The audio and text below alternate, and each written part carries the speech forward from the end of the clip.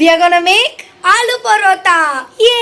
அப்படின்னு சொல்லி கோதுமை மாவு, உப்பு, எண்ணெய், தண்ணி ஊற்றி நல்லா பிசைஞ்சு எடுத்துக்கிட்டோம். ஸோ இது ஊறட்டோன்னு சொல்லி பக்கத்தில் ஒரு குக்கரில் உருளைக்கிழங்கு கூட கொஞ்சமாக மஞ்சத்தூள், உப்பு போட்டு வேக வச்சு அதை நல்லா ஸ்மாஷ் பண்ணிவிட்டு அது கூட கட் பண்ணி வச்சுருந்த வெங்காயம், பச்சை மிளகா, ரெட் சில்லி பவுடர், உப்பு, பெப்பர் இதெல்லாம் போட்டு நல்லா மிக்ஸ் பண்ணிக்கிட்டேன். கூட 1 2 3 நூடுல்ஸ் மசாலா என்னோடய ஃபேவரெட், அப்புறம் கஸ்தூரி மேத்தி இதெல்லாம் போட்டு எடுத்ததும் நெக்ஸ்ட்டு ஊற வச்ச சப்பாத்தி மாவை நல்லா இந்த மாதிரி பிசைஞ்சி அதை நல்லா ஒரு ரவுண்ட் ஷேப்பில் பண்ணி அது கூட சென்டரில் ஒரு மோமோ மாதிரி நல்லா உள்ளே வச்சு ஸ்டஃப் பண்ணிக்கிட்டேன். ஸோ ஸ்டஃப் பண்ண இந்த மாவை எடுத்து அப்படியே சப்பாத்தி கட்டையில் வச்சு நல்லா உருட்டி எடுத்தாச்சு. இதை தவால 2 சைடும் சூப்பராக வேகிற அளவுக்கு எண்ணெய் தேய்ச்சி வேக வச்சு எடுத்தாச்சு.